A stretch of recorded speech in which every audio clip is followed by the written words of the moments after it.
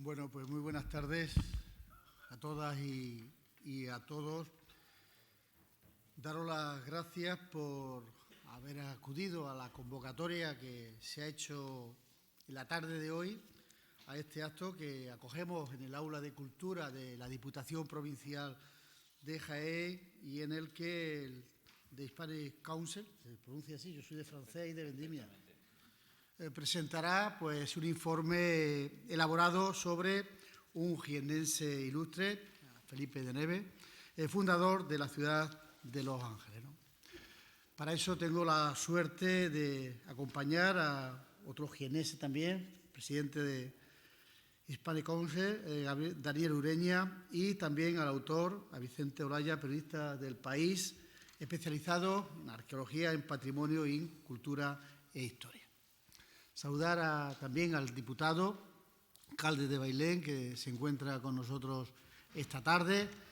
Y, por supuesto, es un placer para esta Diputación y para mí como presidente ejercer de anfitriones en esta casa de la provincia para la presentación de un trabajo de investigación con el que se pretende poner en valor y dar a conocer la figura y la labor de un jiennense ilustre muy desconocido para muchos de nosotros, el bailenense Felipe de Neve, que fue responsable, un 4 de septiembre de 1781, de la fundación de la que es ahora la gran ciudad de Los Ángeles. Un informe, como podremos comprobar, detallado y exhausto, que ha sido promovido por The Hispanic Council en línea con dos objetivos permanentes de esta entidad, que no es otra que la difusión de la herencia cultural hispana en Estados Unidos y el fomento de las relaciones entre España y la comunidad hispana de Estados Unidos. Ahondar en figuras como las de Felipe de Neve permite, sin duda alguna, aproximarse a una parte muy importante de nuestra historia y de nuestra relación con América, en la que normalmente no solemos profundizar. Poco sabemos en general del legado de este bailenense en Estados Unidos y de otros muchos españoles fundadores de algunas de las que hoy son las ciudades estadounidenses más pobladas, como San Antonio, como San Diego o Los Ángeles. En este trabajo, Vicente Olaya viene a poner algo más de luz sobre la política de expansionismo impulsada en el siglo XVIII por Carlos III en zonas que estaban deshabitadas de la costa oeste norteamericana y del papel de este jiennense que jugó en este proceso importante.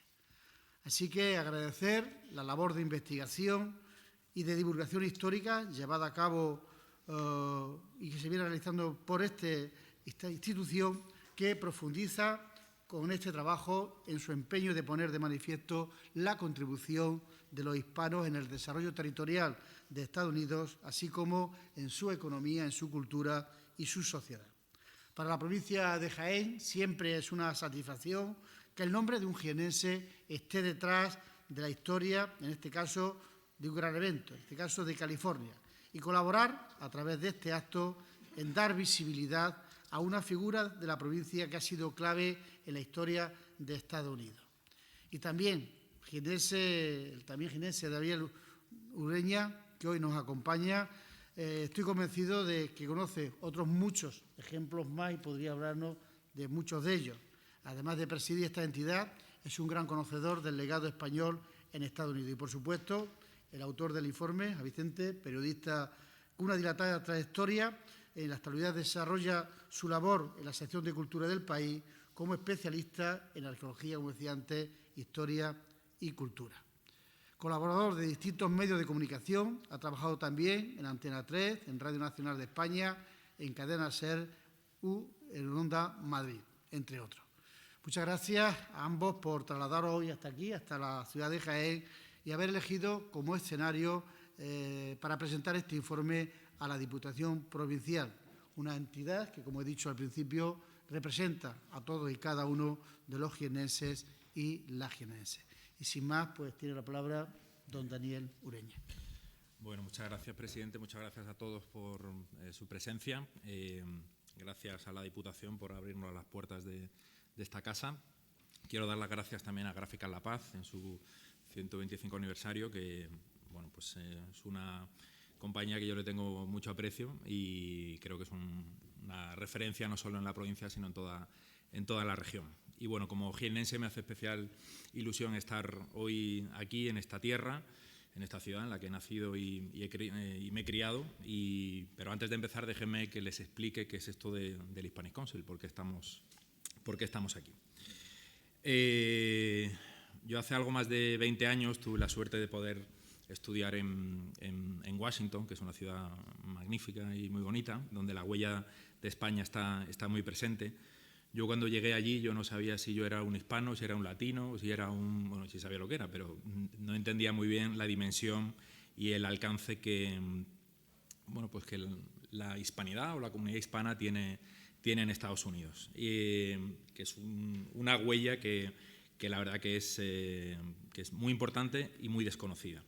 Unos años después, en el año 2014, el año que viene cumpliremos, el Hispanic Council cumplirá 10 años, pues un pequeño grupo de profesionales que teníamos relación pues, con Estados Unidos, pues quisimos poner en marcha este proyecto del Hispanic Council para divulgar y dar a conocer la herencia cultural hispana. Es una iniciativa que nació de la sociedad civil y, como digo, bueno, pues en este tiempo la verdad que hemos estado muy activos y yo creo que hemos conseguido poner nuestro granito de arena para que mucha gente conozca una parte importante de la historia de nuestro país.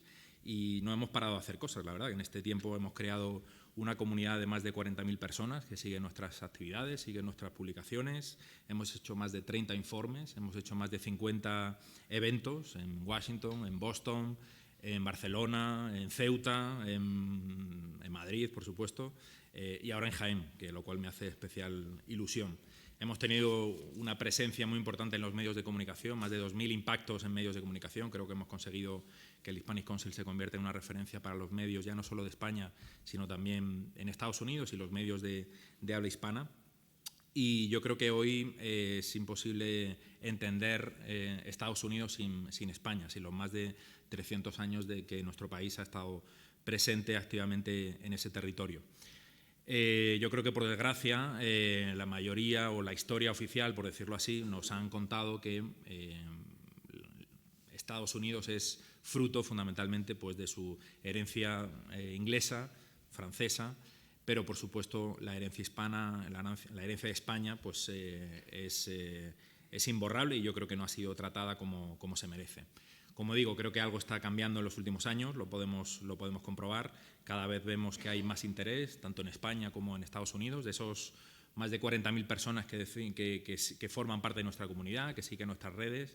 En torno a la mitad aproximadamente están al otro lado del océano, o sea que en el otro lado del Atlántico. Y, por tanto, bueno, pues yo creo que estamos cumpliendo pues, esa misión con la que nació Hispanic Council. Yo creo que los españoles tenemos la suerte de tener un gran país, de tener una gran nación de la que podemos sentirnos orgullosos. Somos herederos de un legado que debemos transmitir y dar a conocer pues, a nuestros hijos y a las futuras generaciones. Y para nosotros parte de ese trabajo lo hacemos a través de esta organización que se dedica a investigar, se dedica a difundir, se dedica pues, a dar a conocer esa parte de la historia de España en Estados Unidos, como digo, muy olvidada durante demasiado tiempo. Hace unos años yo descubrí a nuestro paisano, me he olvidado de saludar al alcalde del ayuntamiento, al alcalde de Bailén, que nos hace especial ilusión que esté aquí. A mí me hizo especial ilusión comprobar que un paisano mío pues, había bueno, pues hecho una hazaña y una gesta tan importante como la que Vicente, al que ahora presentaré y agradeceré su presencia aquí, pues había hecho, ¿no? Y, por tanto, teniendo en cuenta que el año que viene se cumplen 300 años de su nacimiento, pues nos parecía el momento idóneo para hacer este informe y, por tanto, pues trabajar en esa labor de dar a conocer y de recuperar pues, la obra y la memoria de Felipe de Neve. Estamos muy contentos con la repercusión que este informe está teniendo. El impacto en los medios ha sido enorme desde que lo lanzamos hace unos meses. Muchos medios de comunicación, muchos periodistas y muchas personas han descubierto a este ilustre vecino de Bailén, y ojalá que el año que viene pues, su figura sea mucho más conocida durante ese aniversario, y que esa figura, que es más conocida en Estados Unidos que aquí en España, aquí en esta tierra, pues tenemos que revertir eso. Y bueno, como aquí hay varias instituciones representadas, pues yo me atrevo a lanzar el reto de que necesitamos una estatua de Felipe de Neve, necesitamos un cuadro que ayude, porque no se sabe cómo era su rostro, ¿no? Pero yo creo que merece la pena recuperar este personaje. Yo creo que la sociedad necesita referentes, necesita modelos, y afortunadamente la historia de nuestro país pues, nos ofrece muchísimos modelos en los que fijar la mirada, ¿no? Así que hago un llamamiento desde la sociedad civil a que las instituciones pues, trabajen juntos para recuperar y dar a conocer todavía más esta figura. Y nada, por mi parte, reiterar el agradecimiento a Vicente Olaya. Vicente, redactor del Diario del País, creo que está haciendo una labor magnífica en un medio tan importante como en El País. Os recomiendo que lean todo lo que escribe, y les animo, bueno, pues a que lean ese informe del que tienen ahí un ejemplar, y esperemos que este sea el primero de muchas colaboraciones que podamos tener con Vicente, porque le admiramos, le respetamos y le agradecemos el trabajo de divulgación que hace. Así que nada, por mi parte, gracias a todos, y Vicente, tienes la palabra. Muchas gracias. Buenas tardes a todos. Voy a intentar ser ligero, no llenaros de cifras, sino que entendáis lo que es esta figura. En primer lugar, por supuesto, quiero dar las gracias a la Diputación de Jaén, que es un honor que nos haya prestado este magnífico palacio, la presencia del presidente. Por supuesto, también al alcalde de Bailén, de esta ciudad donde nació este personaje, que es un personaje fundamental en la historia de Estados Unidos. Estados Unidos no sería tal y como lo conocemos hoy sin la presencia de Felipe de Neve en América. Y, por supuesto, lo he aprendido y me gusta, porque quiero darle también las gracias a Gráficas La Paz, porque es una empresa, es un mecenazgo en el fondo, es la empresa privada apoyando estudios históricos, que es muy importante, algo que no estamos aquí tan acostumbrados como puede ser en Estados Unidos, donde hay ese tipo de fundaciones y cosas, ¿no? Y, por supuesto, a Spanish Council por haberme dado esta oportunidad. Bueno, yo voy a ser ligero. Cuando The Spanish Council me propone este informe, yo no tenía ni idea quién era Felipe de Neve. O sea, como el 99,99% de los españoles. Esto lo saben, conocen a Felipe de Neve, los bailinenses, la gente de Bailén, porque es digamos que es de esa ciudad, ¿no? Pero nadie conoce en España a este personaje tan fantástico. En Estados Unidos, en cambio, es una persona muy conocida. Es uno de los grandes personajes de Estados Unidos. Hay calles en diversas ciudades, hay centros comerciales, hay plazas, hay estatuas. Bueno, veis la estatua, esto es muy americano, no se han inventado cómo era Felipe de Neve porque nadie sabe exactamente cómo era Felipe de Neve. Esta estatua se hace en 1931 por suscripción popular y además lo hacen un poco el príncipe de Bekeler. Pero bueno, como nadie sabe cómo es que es un hombre que es muy... Este hombre no muere rico, este hombre es un hombre inmensamente poderoso. Este llegó a ser gobernador de California. O sea, este era el precedente, lo cuento muchas veces, de Schwarzenegger y de Ronald Reagan, que también fueron gobernadores de California. Lo primero que me llamó la atención de este personaje es que en España no hay información sobre Felipe de Neve. Toda la información que hay de fuentes primarias, o sea, fuentes primarias es cuando tú vas directamente al documento original, es de un norteamericano llamado Belhart, que hizo un libro que está muy bien, pero tiene para empezar un fallo. Él dice que es el primer gobernador de California. No es verdad. Es el cuarto gobernador de California. Antes de él hubo otros 3, muy breves, pero este es, digamos, la persona que crea California de verdad.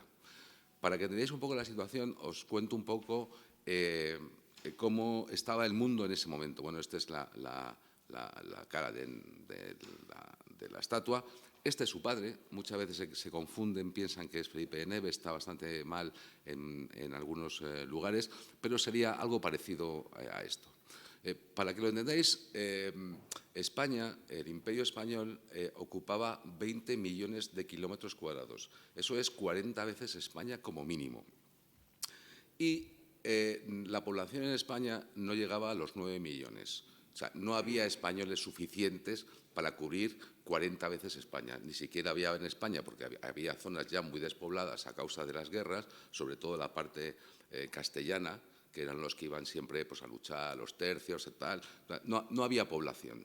Entonces, el rey Felipe V decide que la parte del imperio, porque la parte del imperio norteamericana, digamos, la parte de California, había que reforzarla de alguna manera porque había peligro de invasión por parte de de ingleses, franceses y rusos. Las primeras expediciones que se hacen allí, por ejemplo, es de Escabrillo, que es uno de los primeros españoles que recorre todo lo que es la costa oeste de Estados Unidos, no son capaces de asentarse en California, porque California es una zona muy árida, no es como Miami o Massachusetts, estos sitios que son verdes y que hay de todo, sino que es algo muy duro y muy árido. Hernán Cortés envía 4 expediciones. Hernán Cortés estaba en México, ¿vale? Ahora os voy a poner un mapa para que lo entendáis bien.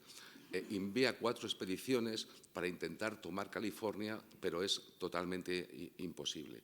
En esta zona de Estados Unidos vivían solamente en la zona de Los Ángeles, lo que es ahora Los Ángeles, más de 10.000 apaches. O sea, estamos hablando de tribus muy belicosas y tribus que no era nada fácil pactar con ellas. De hecho, Deneve considera que con los apaches no hay ninguna manera de poder llegar a un acuerdo. Sí que llega con los seris, sí que llega con otros indios, pero los apaches, bueno, con lo que veis en las películas, pues es que eran bastante violentos, digamos, ¿no?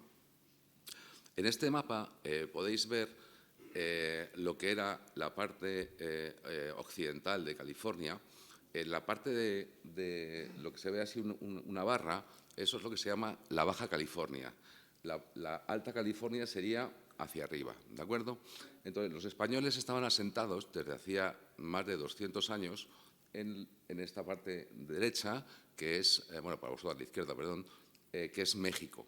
Ahí en México sí que había españoles y sí que había una población, digamos, asentada y próspera. Hay que recordar que México, en esos momentos, tiene un PIB superior al de muchas naciones europeas. Bien, el problema era cómo narices llegar a California y poder asentarse ahí. Felipe V le encarga a su ministro, Alberoni, un plan para poder llegar a California. Por diversas causas, la guerra de sucesión, plagas de langosta, porque aquí en América todo es algo grande, o sea, las plagas de langostas eran plagones de langosta, o sea, había verdadera hambre, o sea, hubo un momento en que muere 1/6 de la población indígena a causa del hambre. El gran promotor de la conquista, no de la conquista porque ya era español, pero era solamente español nominalmente, porque no había españoles ahí suficientes. Para que os hagáis una idea, para cubrir 2 millones de kilómetros cuadrados, es decir, la extensión de España, Italia, Alemania y Francia junta, había 146 soldados. Pero ni que fuesen guardias civiles podían coger 4 países, ¿no? O sea, esto es, la línea de costa tiene 1.000 kilómetros. Es decir, es imposible. Es que vamos, hay más vecinos en 3 bloques de aquí, de Jaén, que en toda California, ¿no? Entonces, Carlos III, que es un visionario, decide que hay que reforzar como sea California. ¿Por qué? Porque en el siglo XVIII se produce algo bastante espectacular, y es que mejora la tecnología náutica de una manera brutal. Los españoles habían llegado ahí con galeones, con naos, con barquitos casi de papel. Pero ya en el 18 aparecen los grandes barcos, las goletas. Descubren, por ejemplo, que poniéndoles planchas en la proa de los barcos, planchas de cobre, se aumenta la velocidad, se impide que se peguen los moluscos en los barcos. Eso hace que ya tengan los enemigos de España, porque eran enemigos, en el fondo eran enemigos, tengan la tecnología suficiente para poder alcanzar un sitio donde solamente habían llegado los españoles, que es al Océano Pacífico. Los españoles llevaban 200 años cruzando el Pacífico de un lado a otro. Iban a Filipinas, iban a China, iban a Australia, dominaban todo. Y eso lo fueron plasmando en las cartas náuticas. Las cartas náuticas lo que hacían era te permitían moverte por el océano sabiendo a dónde vas. Pero eso solamente lo tenía España, eran cartas secretas. En el año 1741 se produce la toma de La Habana y por parte de los ingleses, y lo primero que se llevan son las cartas náuticas, porque es lo que te abre el mundo. Cuando los españoles pierden estas cartas náuticas, se dan cuenta que el peligro es ya más que inminente. Hay un embajador, el embajador en Rusia, que repetidamente le dice al rey que los rusos van a atacar California. El rey lo toma en serio, porque Carlos III era un tipo que sabía de qué estaba hablando. Bueno, para lo que no lo sepáis, los españoles conquistaron California. Esto que veis, el doctor no sé qué en Alaska y tal, no. Los primeros que llegaron a California fueron los españoles. Hay unos informes que están muy bien, que ha publicado Spanish Council, que a mí me han servido además también de base, donde cuentan cómo un regimiento solamente de catalanes, solo de catalanes, encargados. Se cogió catalanes porque eran especialistas en tribus. Eran tribus que estaban muy especializados en América en ese tipo de lucha. Los catalanes fueron subiendo por toda la costa norteamericana y llegaron a Alaska y tomaron Alaska en nombre del rey Carlos III. Bueno, pero vamos a quedarnos un poco más abajo porque lo de Alaska es otra historia que es una historia también flipante que la gente no suele conocer. Bueno, los rusos, al extenderse el imperio ruso, llegan a Alaska. Claro, llegan al imperio español. Los rusos, a diferencia de los españoles, no creaban ciudades ni creaban misiones. Los rusos creaban factorías para llevarse la piel de los animales. O sea, no tiene nada que ver la colonización rusa con la española. Los ingleses están en lo que ahora sería aquí la parte derecha y quieren llegar, como sea, hasta el Pacífico.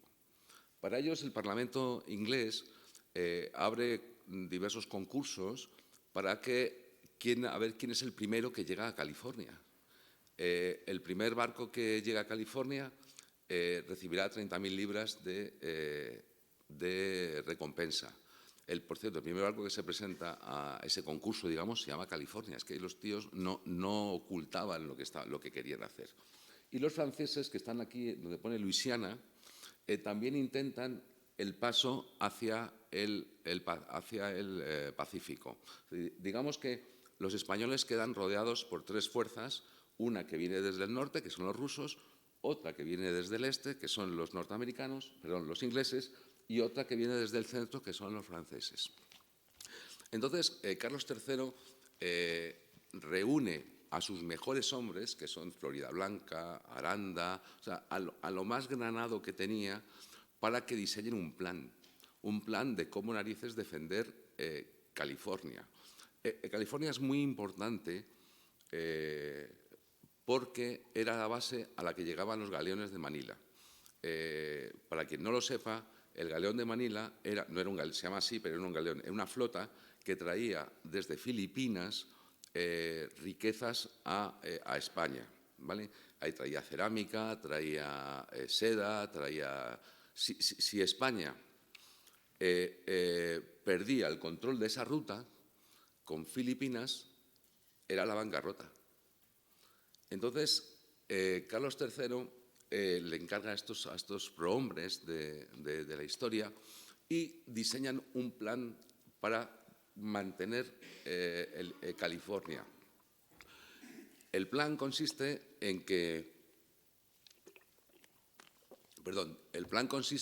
en crear una serie de ciudades y de fuertes para que, en caso de ataque enemigo, los españoles puedan rechazarlos.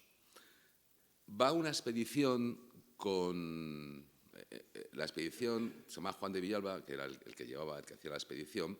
La expedición pide que se apunten militares con experiencia para enseñar, para crear ejércitos con los que defenderse en California y en México. Y Felipe de Neve se apunta y cambia la historia de Estados Unidos por completo. Para que lo sepáis, Felipe de Neve es hijo del comendador, digamos que era como el alcalde de Bailén, y el alcalde de Bailén tenía una doble faceta. Había sido militar, había sido miembro de la Guardia de Corps, digamos que es la guardia más selecta de Felipe V, pero luego lo dejó y entró como un servidor público. Felipe de Neve vive en ese ambiente, un padre militar y un padre servidor público, y su carrera es exactamente igual, será militar y será servidor público. Felipe de Neve va a luchar contra Portugal en lo que se llama la Guerra Fantástica, pues España y Portugal estaban a tortas, y Felipe de Neve destaca por su valor en la Guerra de Portugal y le hacen sargento. Sargento es más que sargento hoy en día, digamos que no es lo mismo, digamos que sería como un comandante o algo así. Este hombre podía tener una vida placentera, una vida tranquila como militar. Estaba casado, pero decide apuntarse. Él piensa que va a estar 4 o 5 años en lo que es Estados Unidos y muere en Estados Unidos. Es decir, él pasa más de 20 años dedicándose solamente a servir al rey. Bueno, por no alargar mucho, llega a California, llega a México y le hacen sargento de caballería de Coyoacán, me parece que se llama. Es el inicio del ejército mexicano actual, digamos, es el origen. Lo hace muy bien y además lo hace utilizando indígenas. Este es un hombre muy avanzado, es un hombre ilustrado, es un hombre que no tiene ninguna diferenciación, no hace ninguna diferenciación.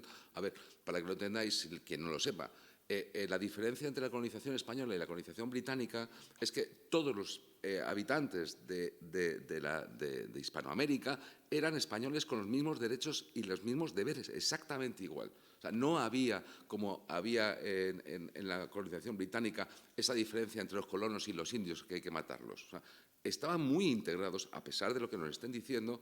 Bueno, había problemas, como en todas partes, porque siempre había quien se pasaba y siempre estaba pues, el típico que abusaba. Pero las leyes de Indias de Isabel la Católica ya establecen que todos tienen los mismos derechos y libertades. La escuela de Vitoria, de Salamanca, perdón, ya en el siglo XVI y XVII ya empieza a pensar si todos tenemos los mismos derechos. Y llegan a la conclusión, Francisco de Vitoria llega a la conclusión que sí, que todos somos seres humanos. Y Felipe de Neve lleva ese espíritu dentro de él. Eso le va a provocar enormes problemas con los religiosos. Bueno, hay un momento en que Carlos III expulsa a los jesuitas de España, y cuando dice España significa también de América, porque América era exactamente España. Y el hombre encargado de recoger todas las propiedades de los jesuitas es Felipe de Neve. Lo hace a la perfección. Es un hombre que no muere rico. Podía haber sido multimillonario, pero tenemos el testamento. Y el testamento deja una serie de cosas a su hermana y a su cuñado, al que le dice además tiene gracia, le dice que le deja poco, que ya es suficientemente rico y que no se queje, pero no deja unas posesiones como pudo dejar otro. Bueno, fijaos si era una persona modesta, que es que no tenemos ni siquiera un retrato de él. Y estamos hablando del gobernador de California y luego el comandante general de todo el norte de Estados Unidos, de México. Bueno, Neve lo hace muy bien y su relación con el virrey, para que lo sepáis, América estaba dividida en virreinatos, sé que todos lo sabéis, pero a lo mejor alguno está más despistado y no pasa nada. Estaba dividida en virreinatos y el virrey era el rey de España, tenía las mismas funciones. Entonces, la relación entre Felipe de Neve y el virrey Bucareli siempre es buena, no hay ningún problema. Y le va promoviendo cada vez más, hasta que llega a la gran misión, que es vamos a consolidar California. La única manera de consolidar California sin españoles es con los indios. No hay otra manera de poder hacerlo. Y él es capaz de integrar a los indios en este proyecto. Su proyecto consiste fundamentalmente en crear, primero, prisiones. La prisión no es una cárcel, la prisión es un fuerte. Es crear fuertes a lo largo de la costa y junto a los fuertes ciudades para dar de comer a los soldados y para que los soldados pudiesen satisfacer sus necesidades pues, de comprar o de casarse o de lo que sea. Allí prácticamente no había españolas, casi todas eran indias. De hecho, la primera población de Los Ángeles es prácticamente mestiza. Son españoles muy pocos, indios, mestizos y africanos. Bueno, este hombre, para no marearos mucho, tiene una orden fundamentales hacia el norte, hacia el norte, hacia el norte. Siempre hacia el norte. Tienes que construir todo lo que puedas hacia el norte. Pero había un problema, y eran los frailes. Cuando Carlos III expulsa a los jesuitas, le da el mando, digamos, espiritual a los dominicos y a los franciscanos, que se suponían que eran, pues no sé, un poco menos ariscos que los jesuitas. Pero los franciscanos y los jesuitas, perdón, los franciscanos y los dominicos eran exactamente igual que los jesuitas. Todo está dentro de un proyecto de colonización. No son fuerzas opuestas, sino son fuerzas que tienen dos maneras diferentes de ver la colonización. Los civiles, pues a través de presidios y de ciudades, y los religiosos a través de misiones, las famosas misiones. Una misión es una pequeña ciudad en la cual los frailes mandan y los indios obedecen. Y los indios tienen que cristianizarse. Y los indios no pueden salir por la noche de la misión. Pero claro, los indios les costaba mucho el aprender el español, aunque no estaban totalmente cristianizados y sobre todo que sus primos estaban fuera de la misión, pero estaba su familia fuera de la misión y ellos se escapaban. Entonces, los frailes lo que le piden al gobernador y al virrey es más soldados para impedir que los indios se escapen y hasta que no estén cristianizados no vamos más al norte. Pero Carlos III tenía mucha prisa, porque es que los rusos ya habían llegado a Alaska, ya habían hecho las primeras conexiones y los ingleses estaban ofertando que llegasen los barcos ya para conquistar y los franceses estaban moviendo desde Luisiana de una manera rapidísima. Bien, entonces este hombre va creando fuertes, pero se encuentra con otro problema. La fuerza de choque española en California era lo que se llamaba los dragones de cuera. Los dragones de cuera eran unos tipos bragados, unos tipos que vivían en el desierto, unos tipos que iban a caballo, que tenían lanzas y espadas y escopetas de avancarga. La escopeta de avancarga es una escopeta que se carga por delante, se le echa la pólvora, se le mete la bolita, se aprieta y se dispara. Aproximadamente tardas un minuto si eres bueno. O sea, esto no tiene nada que ver con los Winchester de John Wayne que disparaba a toda prisa, ¿sabes? Y eran los mismos indios. Es decir, el valor de esta gente era impresionante. Pero impresionante, ni había ametralladoras ni había nada. Y los indios tenían exactamente las armas que tendrían 100 años después, hasta que se quedan con los primeros rifles. Bien, El problema que encuentra, que una de las cosas que se les ocurre es llevarse la capital, que estaba en Loreto, que es una ciudad que estaba en la parte de abajo, es subirla 1.500 kilómetros hacia el norte. De tal manera que si tienes la capital en el norte de todo, pues tienes más riqueza, tienes más posibilidades de defenderte. La distancia de mover esa capital 1.500 kilómetros es la distancia entre Madrid y Ámsterdam, en Holanda. Sí, pero, o sea, esto, ahora tú vas en un avión y vas allí, pero claro, tú mueves toda la población 1.500 kilómetros y construye una nueva capital. Bien, cuando Felipe de Neve llega a Monterrey, que es la nueva capital, se encuentra como el sheriff cuando va al pueblo este, que están todos borrachos, todos con prostitutas, todos igual, lo mismo. O sea, los soldados españoles llevaban años allí abandonados porque les habían mandado allí, y encuentra que los fuertes, los presidios, son o de adobe, o no hay, o se ha caído el tapial, o 4 maderas. Este hombre, además, descubre que los calibres tampoco no eran el mismo. O sea, no valía la bolita de una escopeta para otra escopeta. Es decir, entonces, esa escopeta, si no tenía bolitas de ese diámetro, tampoco valía. Pero es que además se encuentra con que las sillas de montar están rotas. O sea, no pueden. Los dragones de cuena siempre iban a caballería, ¿vale? Y él lo que hace es una reorganización total de la milicia, y hace una milicia perfecta. Y una de las cosas que a mí más me llamó al leer el informe es que descubre que los españoles, cuando se enfrentaban con los indios, iban con muchos caballos, porque cada dragón de cuera llevaba 6 caballos. Y eso hacía que sus operaciones fuesen un fracaso, porque los indios los veían venir. Y él obliga a que solamente lleven un caballo, como los indios seris, que eran aliados de los españoles. Y el ejército que crea, es un ejército que además triunfa, pero triunfa completamente. Derrota a los apaches, consigue coger al jefe apache.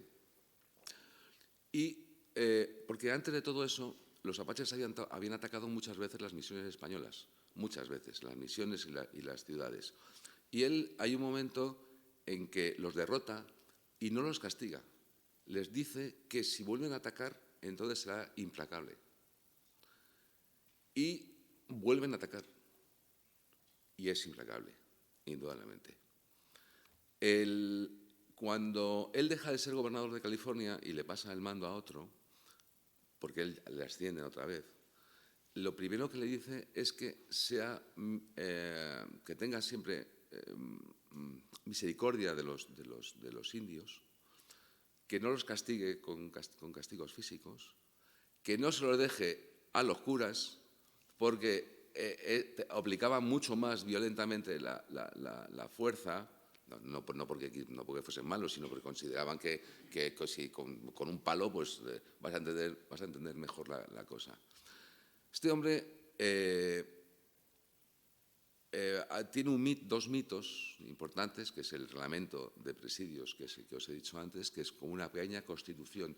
Una constitución en la cual establece cuánto hay que pagar a la gente, cómo se dividen las tierras, cómo organizar la vida en California, y ese reglamento de prisiones se mantiene hasta 1831, cuando California pasa a manos de México. Era un reglamento bastante perfecto. Él, para atraer soldados, les pagaba un dineral, les eximía de impuestos y además les bajaba el precio de la comida a la mitad de los alimentos. Aún así, no consiguió más de 70 soldados. ¿Por qué? Porque las condiciones de vida en California eran unas condiciones de vida tremendas. Bueno, por acortarlo un poco, en lo que es la construcción de ciudades, hay 2 ciudades que son fundamentales, que son San José y Los Ángeles. Los Ángeles es actualmente la segunda ciudad más importante de Estados Unidos. Pero ¿cómo se hace una ciudad? Porque tenía la orden del rey de decirle, construir una ciudad. Y tú dices, ¿yo cómo hago una ciudad? Entonces lo que hace es coge las leyes de Indias, que son las leyes que firma la reina Isabel, y donde se cuenta cómo se hay que hacer una ciudad, dónde está la iglesia, dónde están los campos, dónde está la industria, dónde están los vecinos. Y él, de su propia mano, diseña Los Ángeles. Lo diseña. Y es muy gracioso. Bueno, Los Ángeles los americanos le llaman LA, pero su nombre de verdad es Puebla de Nuestra Señora de los Ángeles del río Porciúncula. El río Porciúncula es una pequeña iglesia que hay en Italia, que es donde se supone que se le apareció la Virgen a San Francisco de Asís. Entonces los franciscanos pues le dijeron, tú ponle Porciúncula para acordarse de su fundador, ¿no? Ahora es el río que veis en las películas, ese que hacen carreras de coches, que se ve todo así lleno de cemento y, bueno, pues ese es el río Porciúncula. Bueno, Felipe de Neve crea Los Ángeles, crea San José, derrota a los indios y le dice al rey que ya no puede más, que ya está agotado. Y entonces, ¿qué hace el rey? Pues le da la medalla de Carlos III y le nombra máximo gobernador de todo el norte de México. Él y otros gobernadores tuvieron muchos problemas con Fray Junípero Serra. No porque fuese malo ni nada, sino porque eran dos maneras de ver la colonización norteamericana. Curiosamente mueren con una semana de diferencia. Bueno, este es Felipe V, este es que os he contado, este fue el que empezó con todo, al que se le ocurrió que esto había que arreglarlo de alguna manera. Esto es la toma de La Habana, donde se produce el robo de los planos que antes os he contado, de las cartas náuticas. Esto es el pedacito que tenía que cubrir este señor, esto es la comandancia de las provincias internas, esto ahí España cabe 5 o 6 veces, ¿vale? Y este es Fray Bartolomé de las Casas, y estos son los apaches.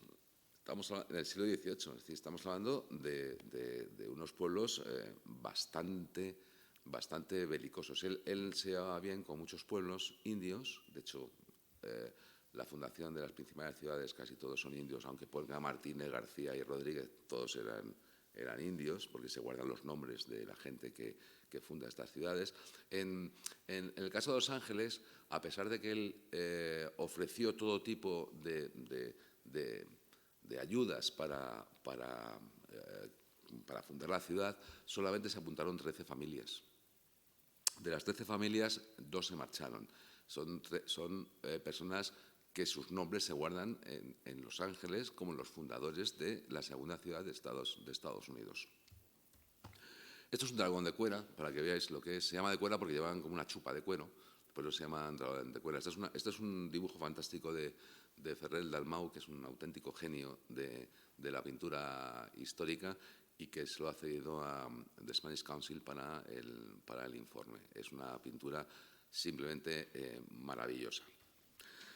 Este es Alfonso Borrego. Alfonso Borrego es el bisnieto del indio Jerónimo. Alfonso Borrego lo he puesto aquí para que notéis la diferencia entre un tipo de colonización y otra. Este hombre ha dedicado toda su vida a investigar, partiendo de cero, si los españoles eran unos asesinos o no eran unos asesinos.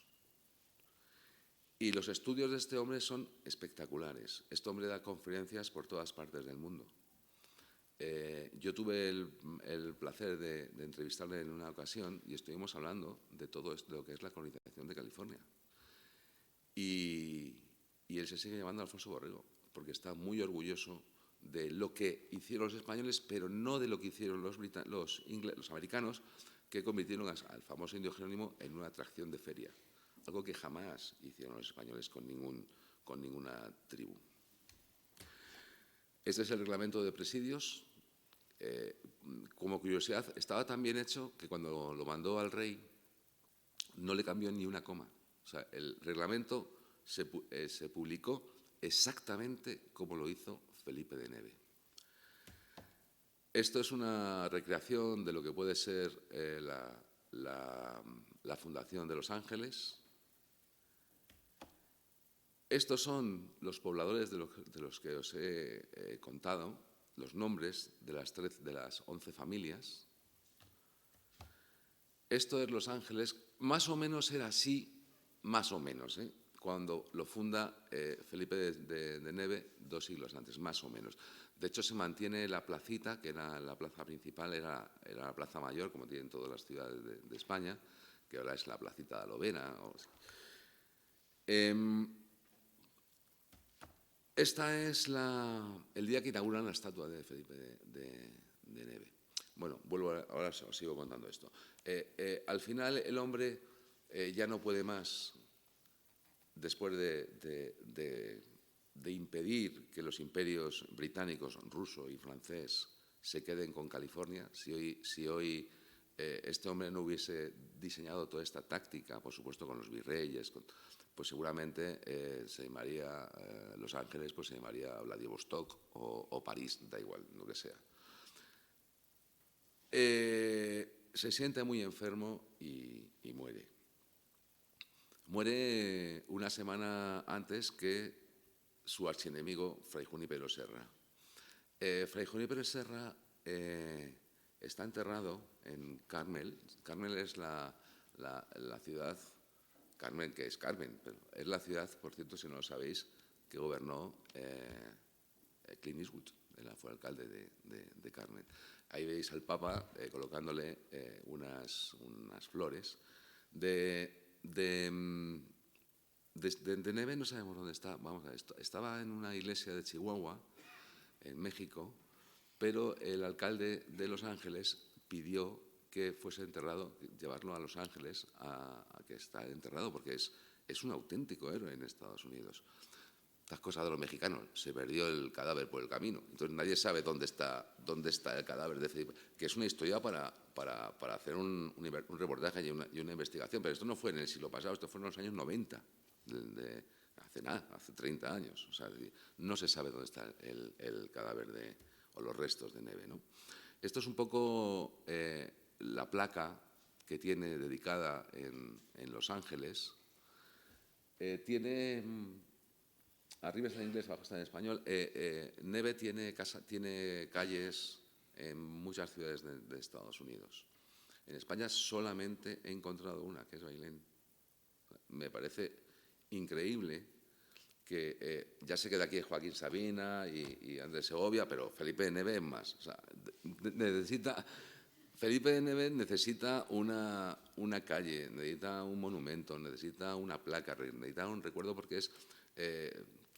no digo que sea el más. A mí siempre en el periódico me decían, nunca pongas el más alto, ni el más bajo, ni el más gordo, porque siempre hay alguien que te va a decir, no, eso es mentira, ¿vale? Bueno, pero yo sí creo que es el jienense más importante de la historia y, por supuesto, uno de los andaluces y españoles más importantes de nuestra historia, ¿no? Es el hombre que mantuvo el imperio durante más de 100 años, está a la altura, no sé, pues de Blas de Lezo, de Hernán Cortés, de gente súper destacada. Y luego, pues, como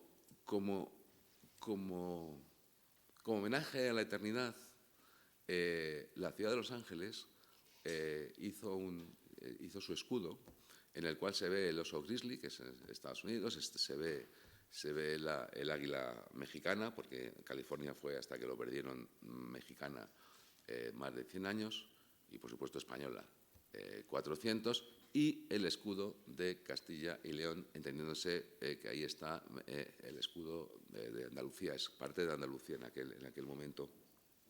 Andalucía estaba, digamos, integrada en lo que era el reino de Castilla y León, ¿no? Y por eso está el escudo español en el escudo de Estados Unidos. De Neve se puede hablar muchísimo, muchísimo, pero sí os vuelvo a repetir que creo de verdad que merece un homenaje más allá del esfuerzo que hace Bailén. Por cierto, quiero destacar que Bailén es una de la Asociación de Estudios Bailinenses, recogió muchísima información porque se sabe mucho del padre de Felipe de Neve. Tienen los bailinenses, me cuesta un poco decir los bailinenses, tienen mucha información, pero muy poca de Neve porque los archivos se quemaron en la Guerra Civil. Pero aún así, esta asociación ha recuperado mucha información en el archivo de Simancas, incluso hicieron una exposición a este hombre, pero yo creo que no es mi opinión personal, yo no quiero decir nada, pero creo que es un personaje de una importancia total en la historia de España, en la historia de Andalucía y en la historia de Jaén, y yo creo que por lo menos una callecita se merecía. Y esa es un poco la historia de Felipe de Neve, y si tenéis alguna pregunta yo os la respondo, pero vamos, no os quiero aburrir mucho más.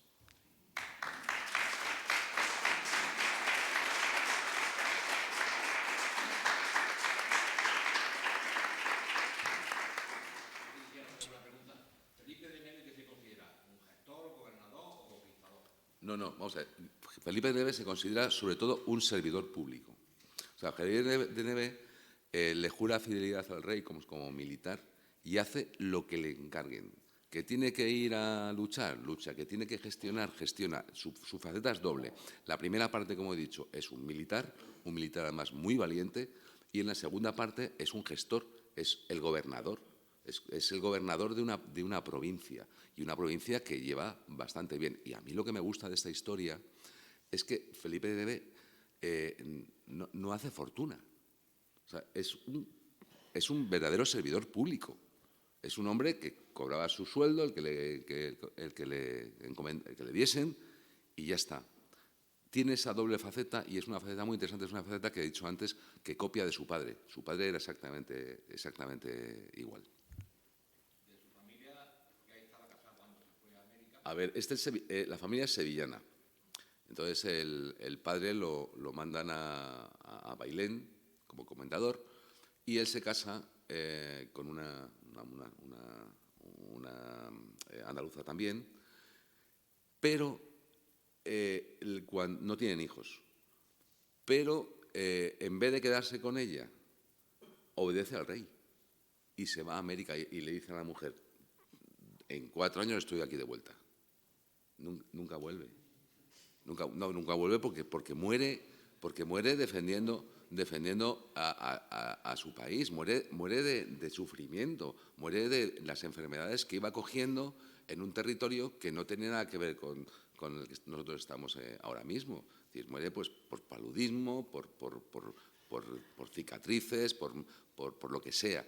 Pero muere mucho más joven, muere a los 60 años, o sea, no muere mayor. Y él siempre quería volver. Es que él le insiste al rey que no puedo más, que me quiero volver, pero el rey no le deja volver.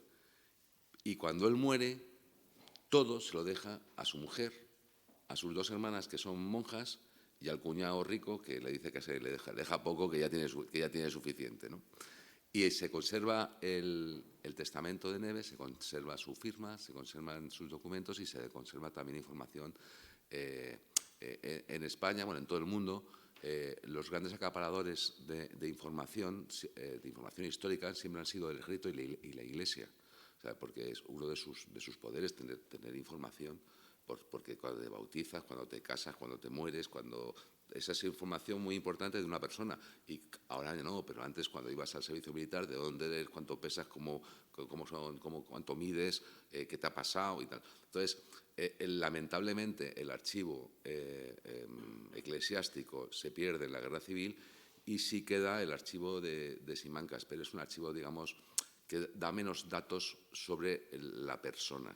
Una de las dificultades de escribir esto es que no hay una cara, y la cara suele ser el espejo del alma. Es muy importante ver las caras de las personas. Sabes más o menos, ya sabes lo que te vas a encontrar más o menos, ¿no? Entonces Neve ni siquiera se hace un retrato, y si se lo hizo se ha perdido desde luego.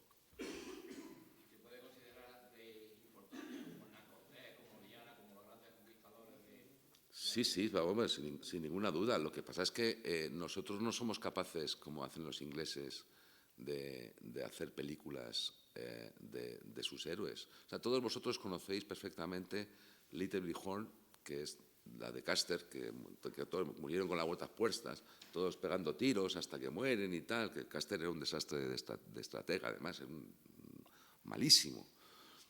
Pero nadie sabe qué es la batalla de Otumba. La batalla de Otumba, que se produce en 1521, es una batalla que exactamente igual que Little Bighorn. Es una batalla, pero en peores condiciones. Hernán Cortés, con 1.500 españoles y 2.000 indios, se encuentra rodeado por 50.000 indios aztecas. Exactamente igual.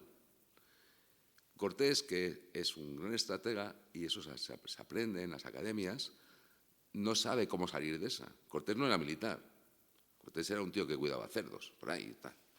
Entonces, ¿qué hace? Perdón, no, Cortés tenía estudios, perdón, de Derecho, perdón, en Trujillo. ¿Qué hace Cortés? Pues le encarga a su hombre de confianza, le encarga un ataque de caballería directamente contra el cacique.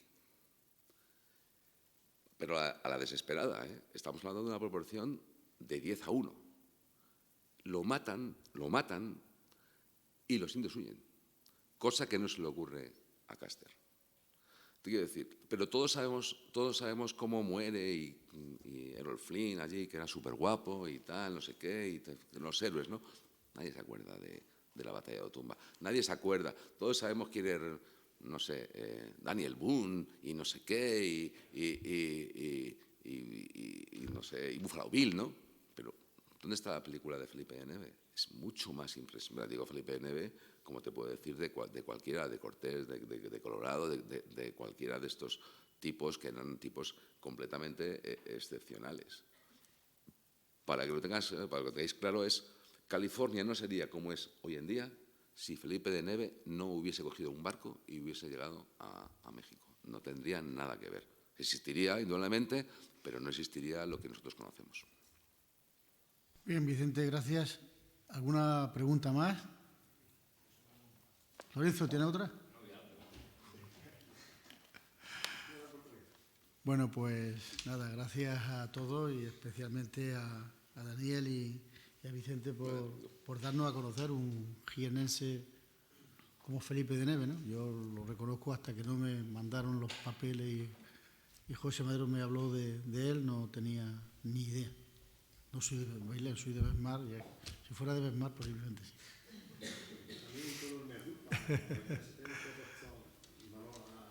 Esta figura. Muy bien, pues nada, muchas gracias y retirar mi agradecimiento tanto a Vicente como a Daniel. Muchas gracias.